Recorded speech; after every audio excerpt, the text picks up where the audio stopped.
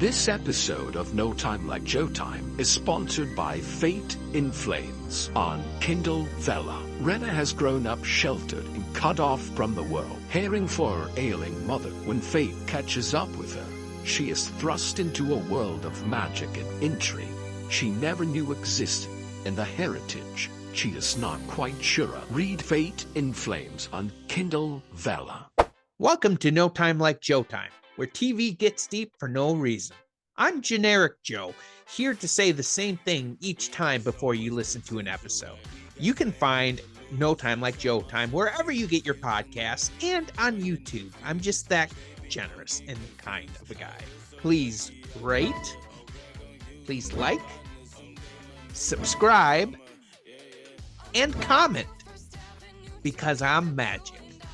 It also really helps grow the show, and I've loved the conversations I'm having. So maybe you can help your old friend Joe. Now, if you, and I mean just you, want to be a guest, you can email me at notimelikejoetime@gmail.com. Love to have you on, figure out what show you like, and then we'll have a meaningful discussion. All right, let's get to the episode.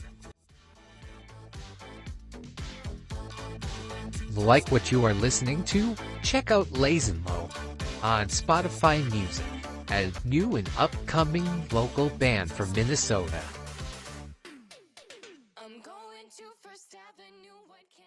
Hey, thanks for tuning in for No Time Like Joe Time, where TV gets deep for no reason.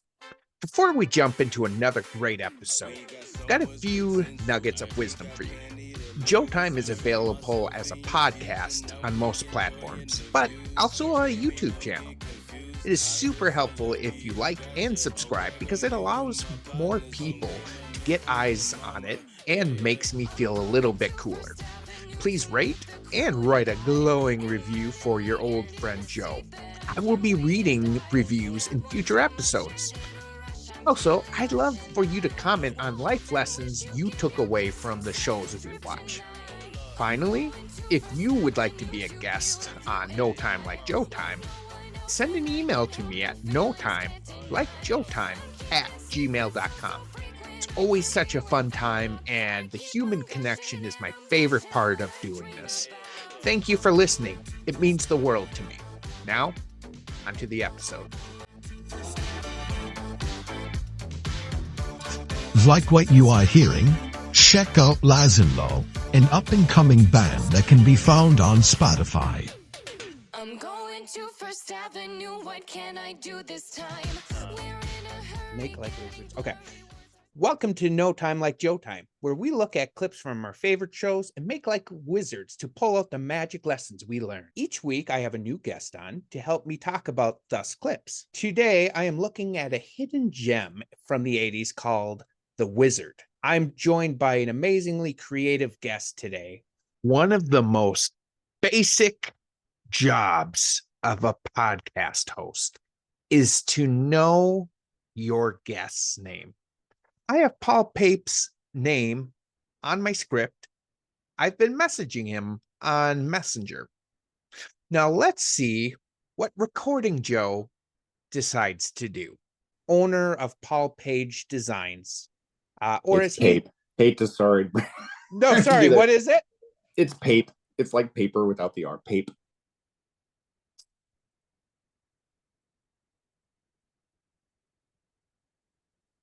Do you know how painful it is to edit these?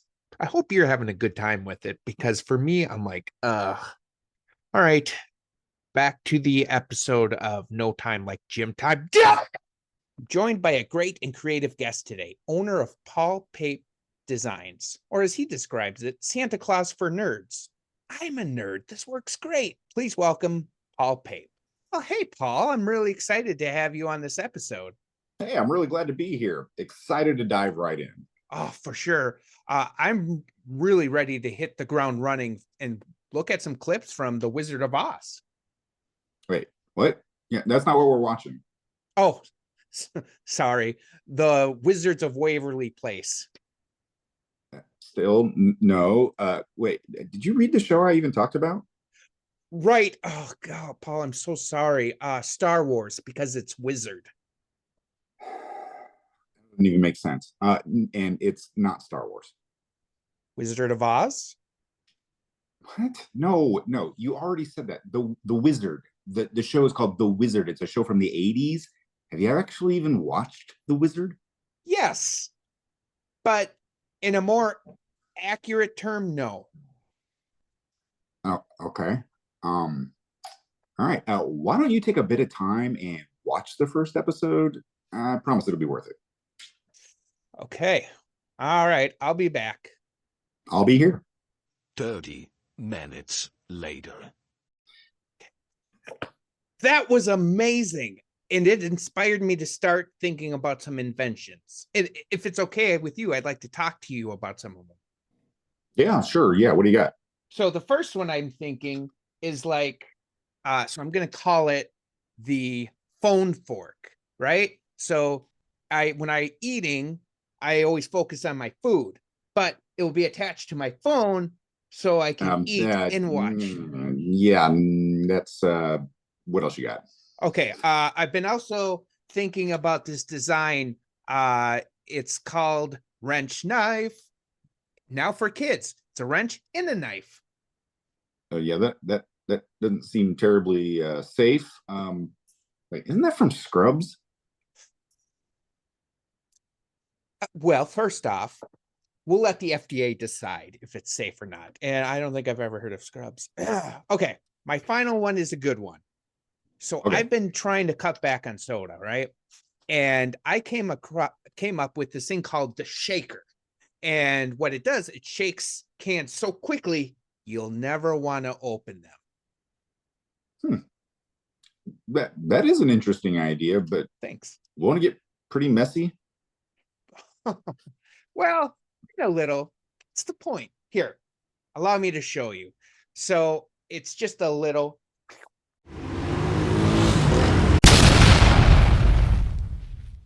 Dang you, Papney!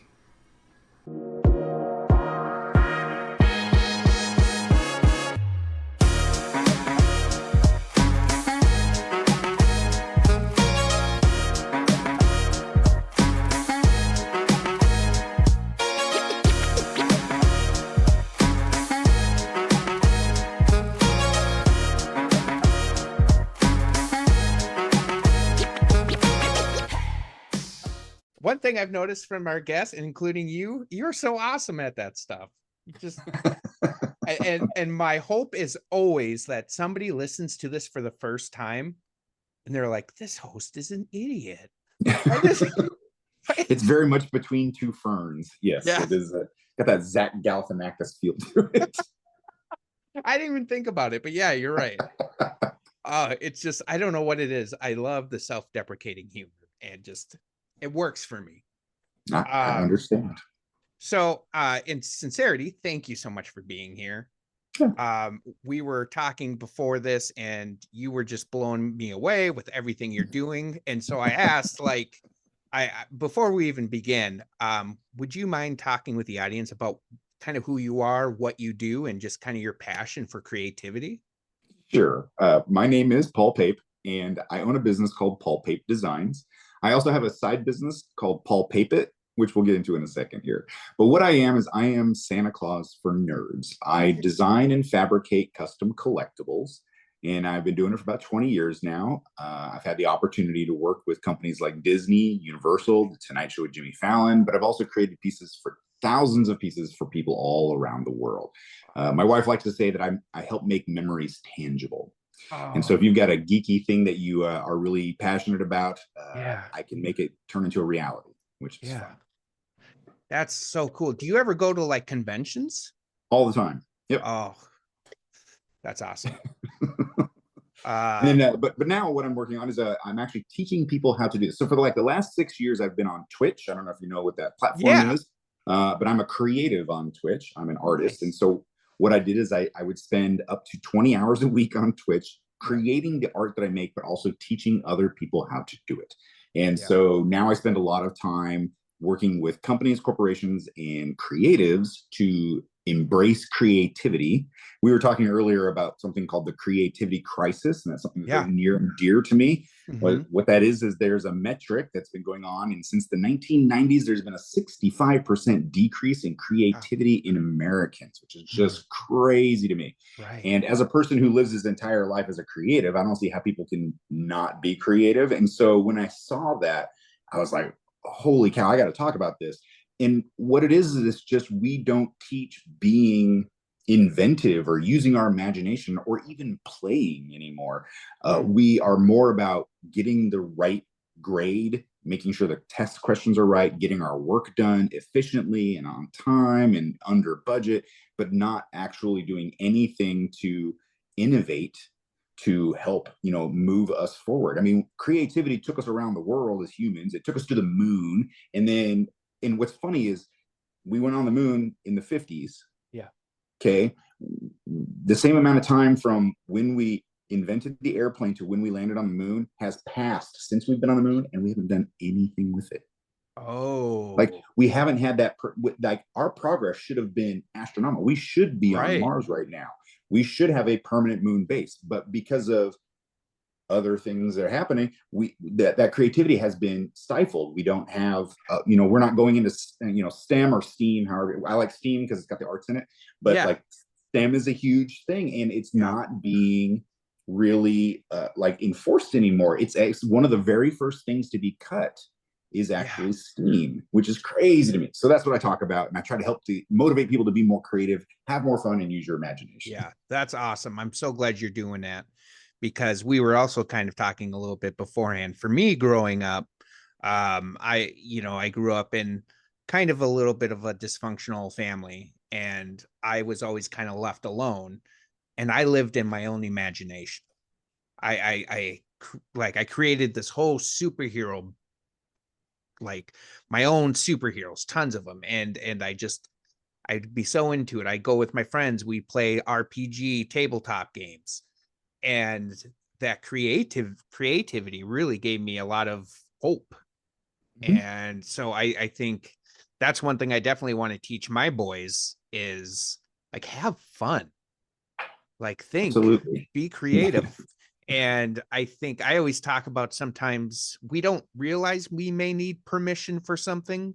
Like, hey, it's okay for you to struggle with this. Like, Mhm. oh, and I think being like, hey, it's okay to be creative. It's good. It's a message I really think the world needs to hear. So I am, Yeah, I teach something called failing creatively, yeah, which is you can't, no one has ever learned anything by doing it correctly. yeah, You only learn right, from your failures. And so, but we get hung up on failure. We think, oh, we've done something wrong. Where right. in reality, what happens is in everything that we fail in doing, there is a nugget of wisdom to be learned. You Mm, just have to look at it from the right perspective. So that's why I call it failing creatively. yeah, Thomas Edison invented the light bulb, but he failed more than he actually invented. He yeah, and he has a quote that's like, "I didn't fail 10,000 times. I just found 10,000 ways not to do it." yeah. That's a great line. I love that one. Yeah, and I just love that whole. And one thing I do like it that you say failing creativity, because I think sometimes people are like, oh, failure. When I was a manager, we used to have failure Fridays. And it was where we would talk about all the mistakes we made during the week. And I would always go first because they needed to know it wasn't a trick. Mm. And what that led to is it actually reduced errors quite a bit because we were all open to say, hey, I messed up, I did this. And then somebody else was like, oh, I'm going to do that tomorrow. Good to know. Mm. And so I think it makes, when you mention it, it makes it less scary. Absolutely, absolutely, and I think that if we embrace the fact that something can be learned from it, Yeah. as opposed to just like taking the fear out of it, because a lot of people are afraid to fail, especially at work, because Yeah. it's the doom of being fired for Mhm. doing something incorrectly, and where in reality, if you were trying to figure out a new process and you accidentally stumbled onto a way to make more money, and you went to your boss and said, hey, I found this way to make a lot more money, they would praise you from the Right. heavens but that's still a failure that you fell into it. I mean, everything like post-it notes was Yeah. created accidentally. Like Velcro was created accident. I'm like, all these things happen accident. Silly putty was an accident. Yeah. And it's just like, if we didn't fail constantly, we'd be missing out on so many great innovation. Yeah, definitely. I was created accidentally by my parents. It's great. No, I'm kidding. That's not true. I was a planned baby. That's awesome. That's awesome. That's a good one. Oh, that's so cool. Well, this I think leads so perfectly in the show we're doing. Yes. So we mentioned in the opening The Wizard. I'm guessing maybe a lot of people haven't heard of it. No. This was my first introduction to it. You mentioned it. I'm like, yeah, you got it. And I watched it, and it is so charming. This is my first introduction to it, but I'm wondering if you could talk about kind of your history with it, and if you want to talk about like what the show kind of meant to you, whatever you feel is right. Sure. Now, you touched on having like a troubled childhood. That's literally my origin story as well. If I was to become a superhero, and television raised me. I'm a child of the 70s and 80s, and so I spent, and we didn't have like 900 channels like we do now. We had 5. When I started, they had 3, and you would basically just watch whatever you could. And we had VCRs. My mom was nice enough to buy 2, so we could record 2 channels and watch a third. And we would go through our TV guide every fall and spring and circle all the shows that we wanted to watch. And in the 80s, there was a show called The Wizard, which I'm a big fan of, like the fix it in a week type of scenario, like MacGyver, A-Team, Highway to Heaven, those kind of shows. And so they had this idea, this premise of a little person played by David Rappaport, who was an inventor and a toy maker, and he would go out and he would help people. And since he was seen as different, him going in and helping people as they were also seen as different, what made it super charming to me. But what really caught my eye is I've always been a guy who's tinkered with stuff. I've loved making things since I was little, and you saw in the opening this. So he's a little guy. It's a dwarf is the accurate term, but he has this giant duffel bag, and he has this like big burly dude who's his assistant, and he can't lift it. But by using alternative thinking, by being creative, he figured out how to put helium into the bag so that he could lift it seamlessly. And I was so struck by that you could use something like, I would never think to put helium that you see in balloons inside of a duffel bag to help lighten the load, but of course that would make sense. And it was seeing something used not how it's supposed to be, really, like, that is the cornerstone of my career now. It's just like, I will spend hours in the hardware store wandering aisle after aisle looking to see how I can use something not how it's supposed to be used, which is fun. And it all comes, I kid you not, it comes from this show. This and MacGyver. Those are like the two things that formed me as a human. Yeah. Isn't that cool? Like, I always think about this when I go to conventions, that something somebody made in the 80s inspired you to do all these things. And it's so cool I always like to think about, like, we don't always see how we inspire others. No, we don't. There's a great expression I like to say is, your ordinary is someone else's extraordinary. I love it, and now I'm stealing it. And I made that up myself, guys. It's great. Well, the first time you use it, you give credit. The second time you use it, you give homage. And the third time, it's yours. You are teaching me so many new things. Well, very cool. So yeah, we're gonna jump into our first clip. And so we'll watch it, and then we'll pick what wisdom we get from it. So actually, these are kind of back to back. This is right before the scene you were saying. So they come in, and I always like calling him the wizard. He's thinking by playing drums, which is like, I feel like every parent's worst nightmare for their kids. But like, you have to support him. You're like, yeah, great, drums. So, and this is a conversation, and maybe to set up too, I should say. So the wizard just saw a kid, I think he has cancer, and he has an older brother who could do a bone marrow transfer. but he's been missing for 10 months. And so the wizard's kind of at a point where he's thinking about he's already decided he's going to go try to find his brother. Yep. So please share screen. Let me know. I've been having some issues with it, so let me know if you can see it.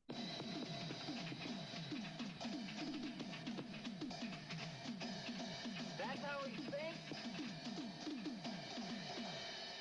Good, you're up early. We haven't got much time. Darcy, phone Chester Howard. Tell him we're going to need to use his plane again, and get Linda to arrange blanket visas for South America.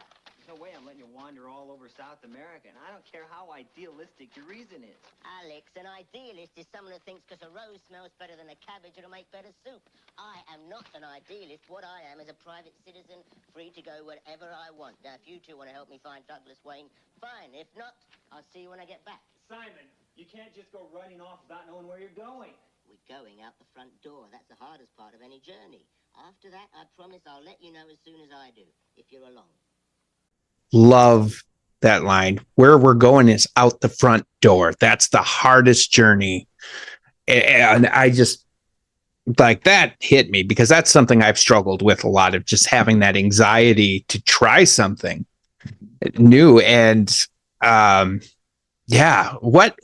anything hit you particularly in that clip? First off, that's a very young Gates McFadden who played the Doctor on Star Trek: The Next Generation. Beverly Crusher. Nice. I've always been a person who believes that because there's no real failure in anything. I mean, you can do something incorrectly, but that journey, just do it.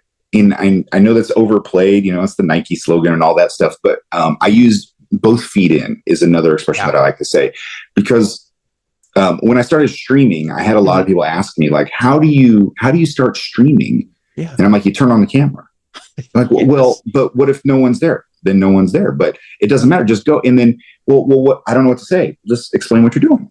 And it's really just do it. And what you find is that once you do that first one, like your first podcast, or the first time you come out with a new product, or the first time you try to sell your art, the first time you do it, you're going to be all butterflies. But after that first time, the ball is rolling. You have momentum. It is easier. That first step is always the most difficult.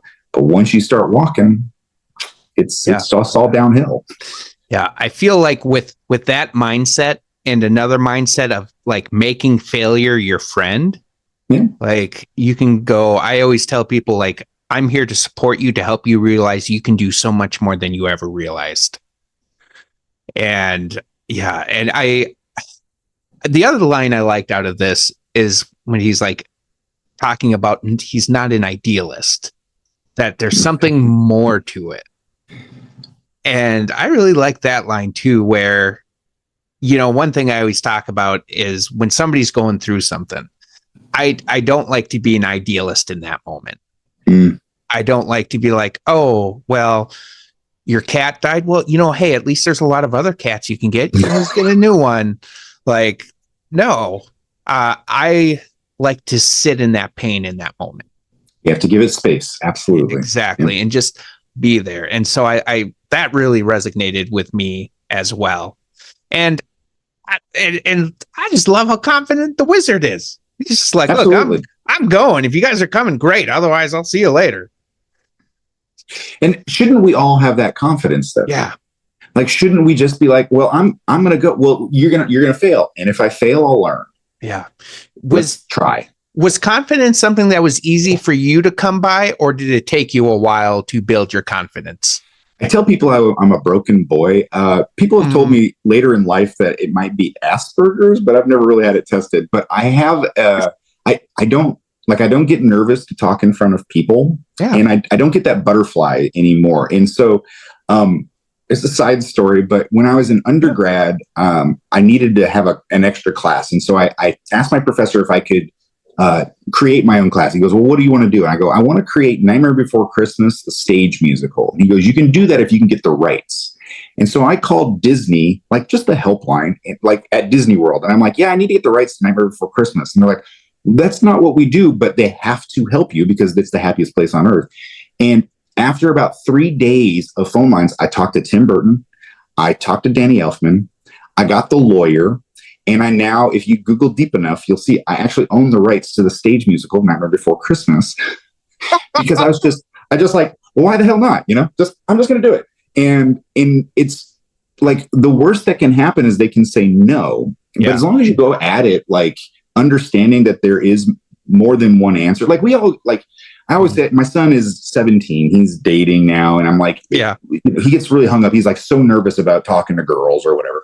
Mm-hmm. And I said, well, just as long as you go and ask them, knowing that there's the potential of a yes or a no or a maybe, then it doesn't hurt as much. Yeah. But we always get so hung up on having the right, I want them to say yes. And so if they don't say yes, I'm going to be hurt. But everybody has choice and there's always going to be multiple answers. And so as long as, I have a story where I asked a girl out and I'm like, hey, would you like to go out? She's like, no, I don't date people I go to school with. I'm like, okay, cool. And she was like taken aback. And she's like, that was it? And I'm like, well, you could have said yes. You could have said no. You said, it's not ideally what I wanted, but I will respect that as an option and let's just move forward. And we're still friends. That's awesome. Yeah, that's so cool. And that it's funny. It kind of reminds me when I asked my now wife out, we were part of a small group. We got together for games. So I was really nervous. Like if I asked her out, she wouldn't feel comfortable coming back if she said no. So I had this plan. I'm like, if she says no, I'm going to just say, hey, seriously, no problem. I want to be your friend still. You know where to find me if you change my mind. So I asked her out and she was like, yes. And I didn't plan for a yes. So I was like, oh, didn't plan this route. See, if you would have known that there's multiple options there, it wouldn't have been. That's great though. That Yeah, exactly. It worked out. Yeah, it did. I think she thought it was cute. There you go. She had to guide me. You could ask for my number now. Yes. Number, yeah, there you go. That's what I want. Yes. If it makes you feel any better, my wife, I sat on a plane next to her for 3 hours working up the courage to ask her out. Yeah. And didn't talk to her the entire time. She finally leaned over to me and she goes, are you mad at me? And I'm like, will you go out with me? Like, and she's like, yes. And I'm like, okay, cool. I have zero game. I'm okay with that. Oh, man. Out. We've been together for 25 years. It's fine. Well, we're just giving hope to all those nerds out there. Like, there you go. Yeah, exactly. You got this. Don't worry. That's such a cool. That's so much fun. Okay. Well, this is we're going to piggyback into the next clip. And this I'm super excited to talk about. It's the scene that you were talking about, but we'll see it kind of play out. Okay. And just as soon as we get it right there. Okay. So we'll watch this clip and we will learn so much more from Teacher Paul. Simon, I found your camera. That's great, Jack. I've got no more room in here. Listen, lose it to the next trip, okay? What is this? This is my stuff. What do you mean stuff? Clothes. It's ridiculous. What is it? Your favorite.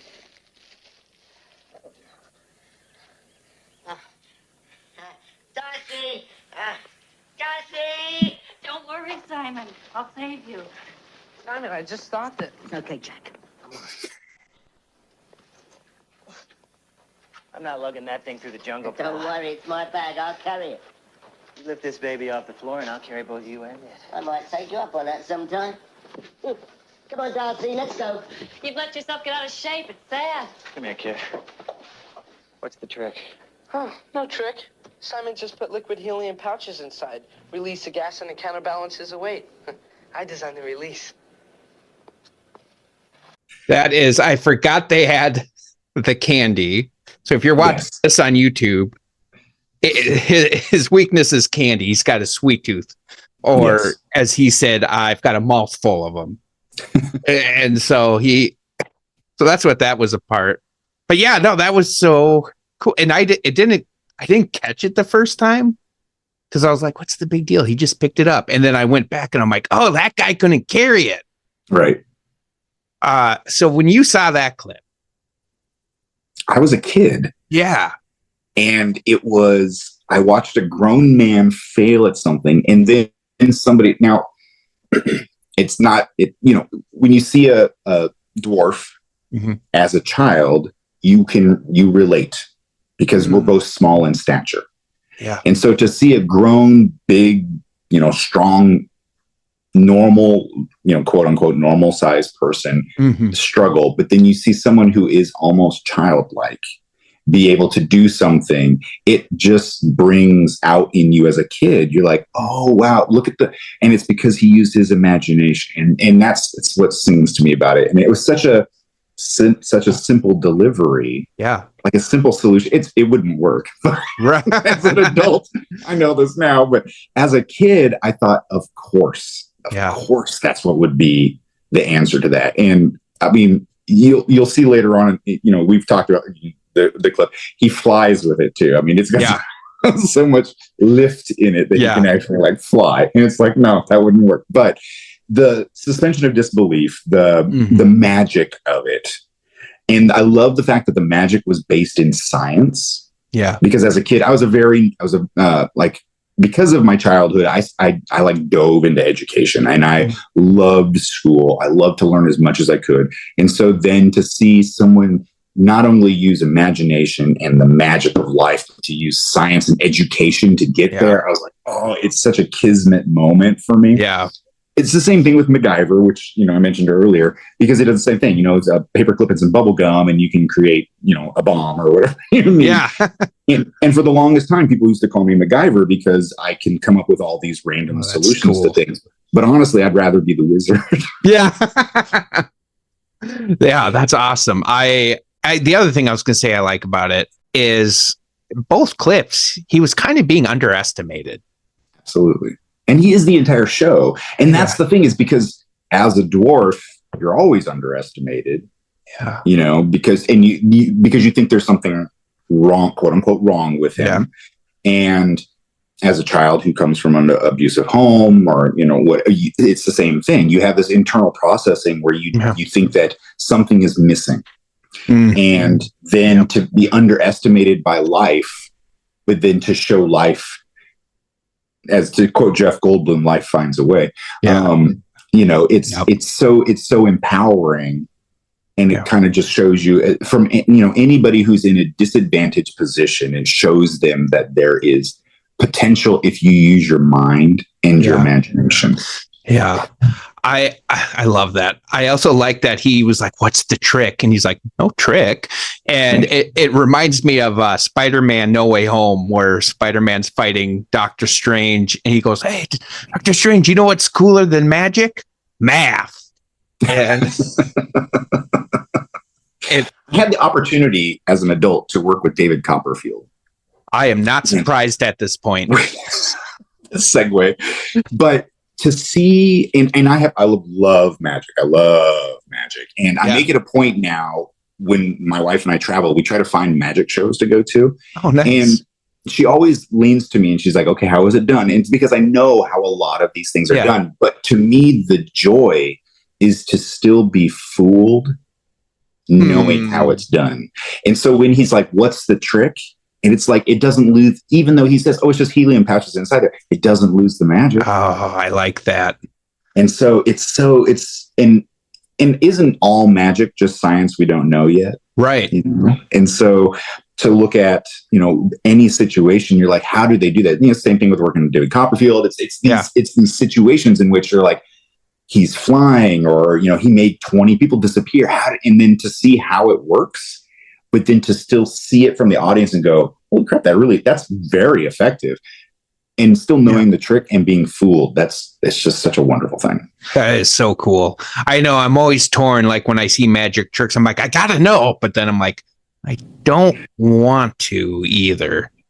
I find I will tell, like when I go to these shows, people will ask me, because I talk, I'm just allowed, because my wife, we're just chatting about it. But people will ask, and I will only give away ones that are really obvious. For the other ones, I just say it's just magic. You just have the suspension of disbelief. Yeah, we're not as smart as we think we are.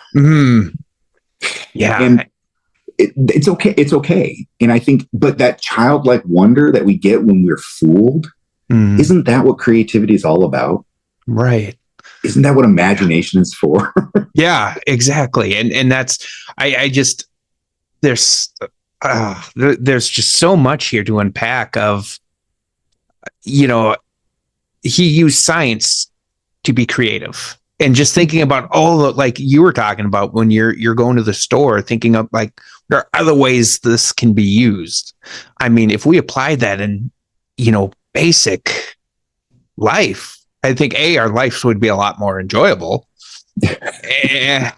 and also I think there's that magic that comes with it. And I, like when I'm with my boys and they see something for the first time, when I did my first silly amateur definition of a trick, and they were like, whoa, how did you get that penny from that hand to that hand?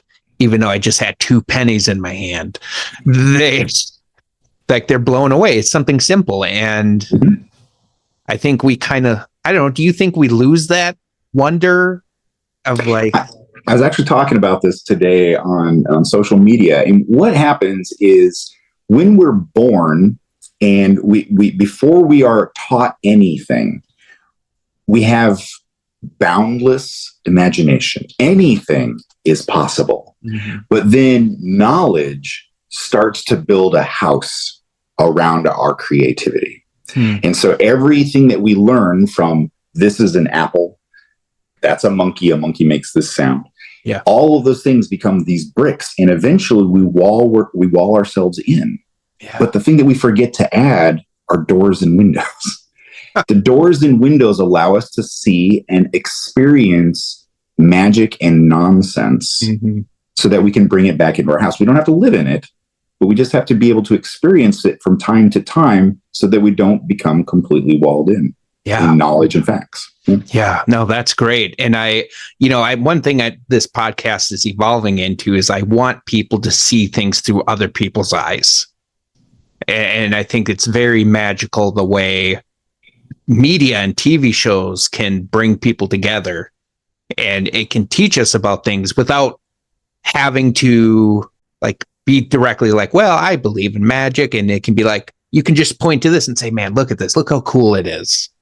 And it kind of, you drop the guard and you just soak it in. But I was also thinking about, so I had a data analyst on the podcast about a month ago, and we were talking about how when we do the thing that we find joy in, even though it's totally different, we're going for the same thing. For her, she talked about how she created this spreadsheet that she could put in the daily, like, I don't know if it was the crossword puzzle, but something in a puzzle in New York. And that was so creative and magic for her. And I'm like, I hate spreadsheets. No, thank you. But she had that joy in creating it. So I love the idea that I got to ask you, when you're doing your work in your studio, do you ever feel like a little kid? Do you ever just feel that magic, or has it ever kind of hit the point where you're like, this is just work? It really depends on the job.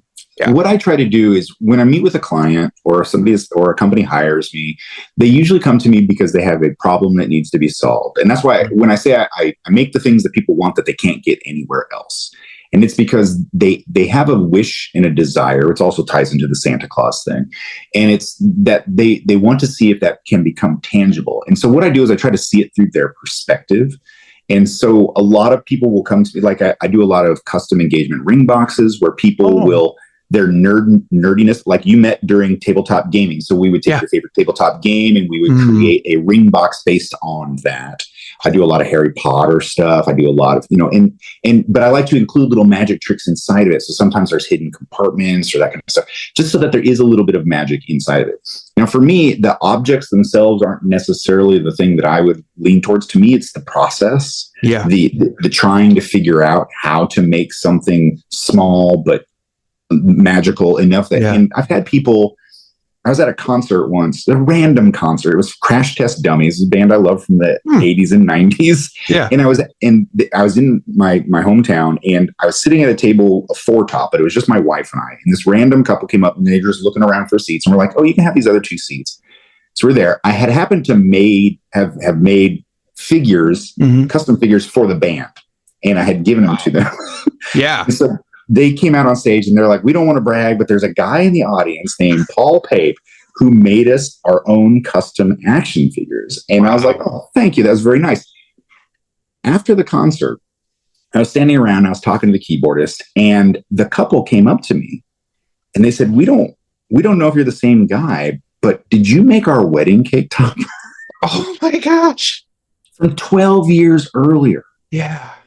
And it was one of the ones that I made, and I still remembered the piece, and it was on my phone. I'm like, this one right here. And the funny thing is like when you can make a memory tangible, like a proposal is something that just happens, and you might be able to film it, you might get a photograph of it, but for the most part, it's an intangible thing. It just happens. It's ethereal.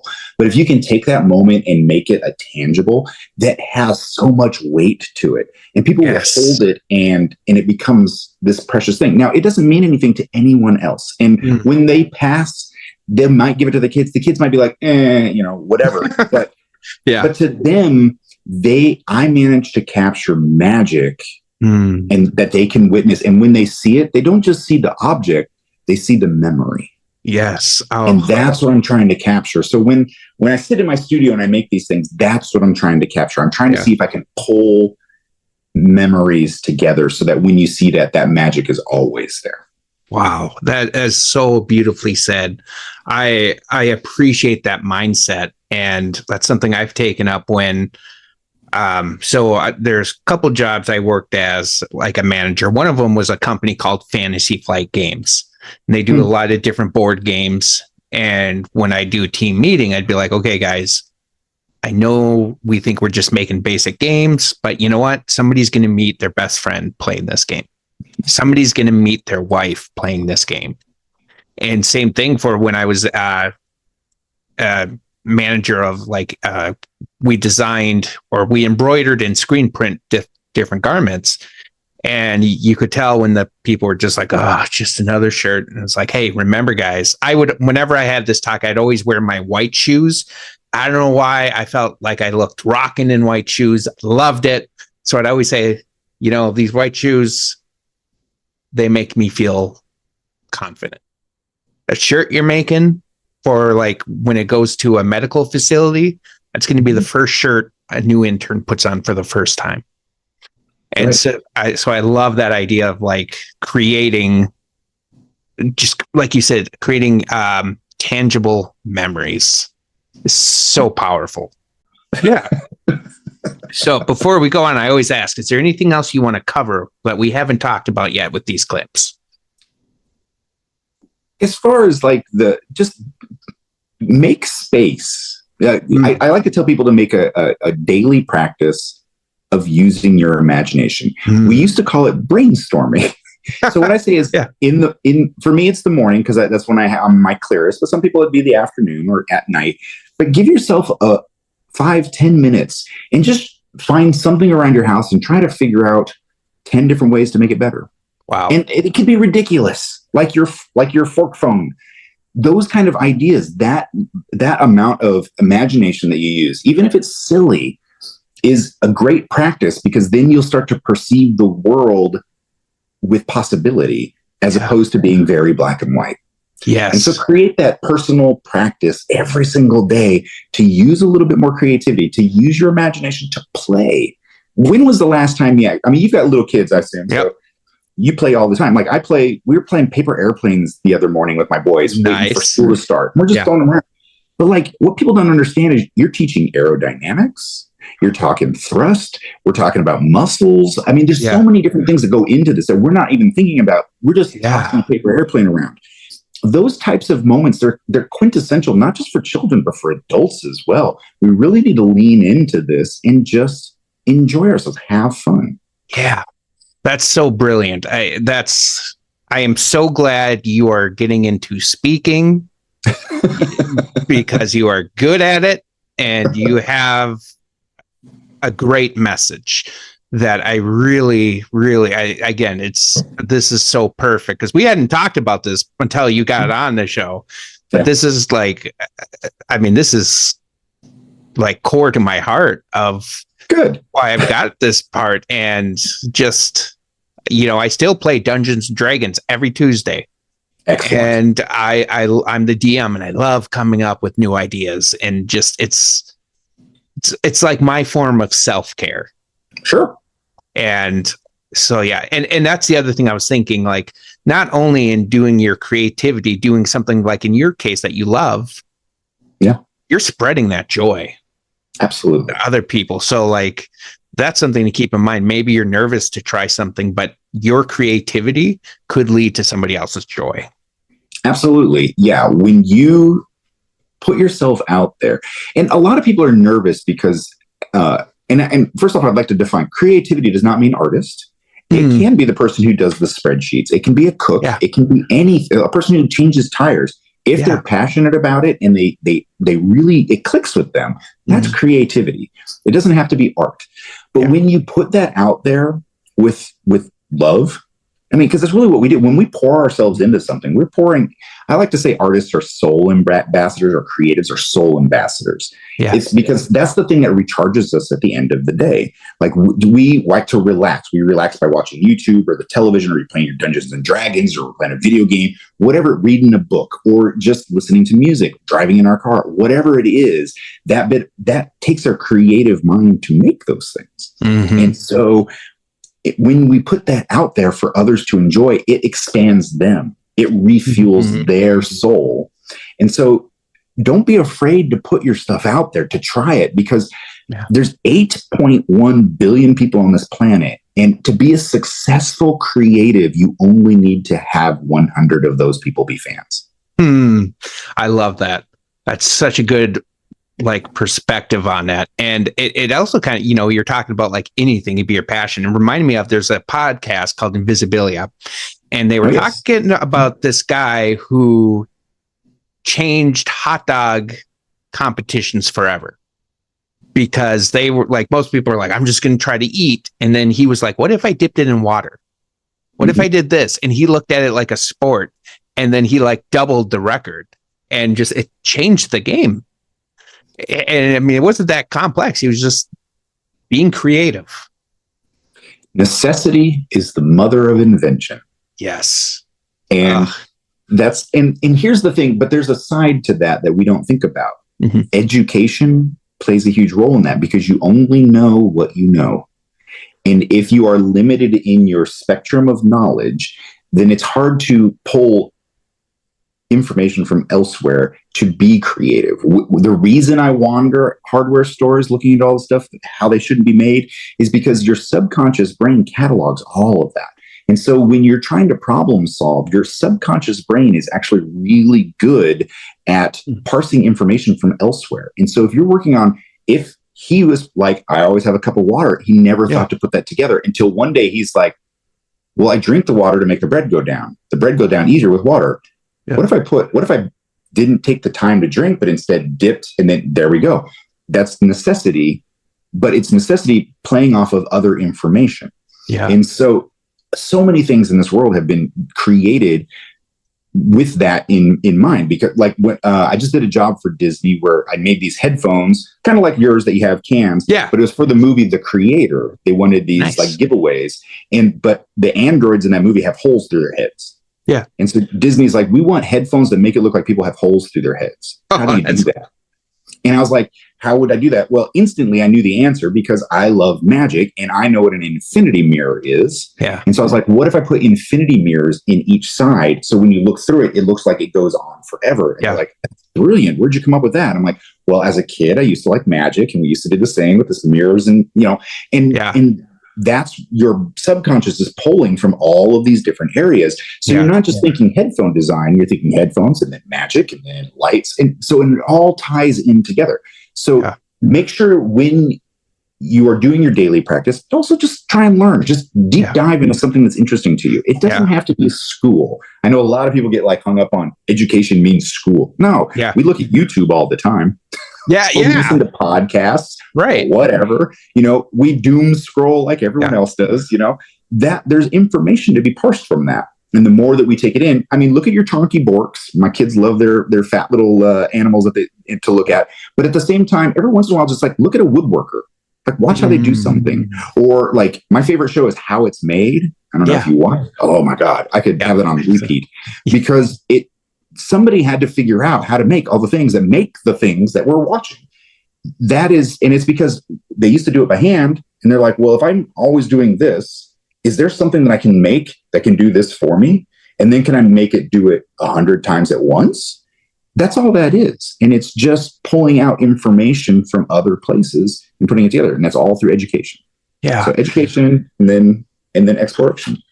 I feel like not only can we think about it, I would love to see more teachers like you in the classroom just to like push that. We have to change something else first. And that is because unfortunately the metric in which we establish success needs to change, because right now the metric for success is correct answers, not imaginative play. Right. And so we need to change that metric first. And what's really interesting is in that study of creativity crisis, they were talking to a bunch of different countries, and they were talking to their leaders about this metric. And they said that when they finished translating it for them, they started to laugh. And they said, what's funny is that you guys are racing towards our old model, and we are racing towards your old model. Oh, the rest of the world is trying to be the creativity nexus that America used to be. We used to be the front runner. Yeah. But now we've changed gears to be more about answers and about solving solutions as opposed to playing in exploration. And now every other country is doing that. And so now we're going to be playing catch up. So we need to change our metrics and what we measure as success. Yeah, definitely. Oh, that's great. That's crazy. But I mean wow. Somehow that doesn't surprise me, but I feel like I just need to soak all that in still, because there's just like I should put in a little clip here, like we'll be back in 5 minutes, Joe soaking it in. And just 2 months later. That's right. So I always have 3 questions I ask each of my guests. Okay. So the first question is, which of the 2 clips was more meaningful to you? It's definitely the second one. Second one? Yeah. And just that creative, just that science that sparked. It's the science and magic, but also the fact that someone who faced adversity and was undervalued could conquer both to the chagrin of those who said he couldn't. Yeah. Yeah, no, that's great. You almost swayed my answer, but I'm going to go with the first clip just because I love that line. I know where we're going. We're going out the front door. Yeah. And I needed to hear that more when I was younger. Just so scared to try, so scared of failure. And when let's say it's a tie, because I think it's important that both of those are taken away. Yeah, I like that. Yeah. And when I finally got to the point, for me, when I finally accepted that I was kind of a dork, I became incredibly cool. Yeah. And when I accept that sometimes things are going to fail, I go for way more things. And just like, oh, shucks, I didn't work out. Did you learn something? Yeah. That's all that matters. Exactly. Second question is, which clip did you feel like we got more meaningful conversation out of? I would say definitely the first one on that one. Yeah. Just because I think in the world of creativity, while the other one really spoke to me as in my soul, as in my personal journey, I think that to be able to accept a journey, to begin, that is really, it stops so many people from trying to achieve anything, for the fear of failure. And that first step is always so frightening. And I think both of us got a lot more out of that from the point of, I've never let that stand in my way, but you mentioned that you did, but you've seen like how it's helped me throughout my life. And then you're doing these things, you're creating these podcasts, you're inspiring others, you're raising children. Yeah. And if you raise them with that idea, where that, if you live that ideal, your children will live that ideal. Yep. If you don't live it, they won't either. Yeah, they are definitely, quick side story. So there's an old song called the Yay Boo song. And it goes like, yay boo, it's so much fun to do. If you like it, you holler yay. If you don't, you holler boo. And I would do this to my kids whenever there was something they didn't like. I'd be like, well, you got to go to bed. Well, yay boo, yay boo. Well, this was like a month or two ago. I was getting ready in the morning, and my oldest, who's Jack, he's 8, he grabbed my deodorant and went in the other room. And then like a minute later, I hear my youngest son, James, who's 6, go, Dad, Jack is using your deodorant on his nuts. And I go, Jack, come on, man. And then he sings me the Yay Boo song.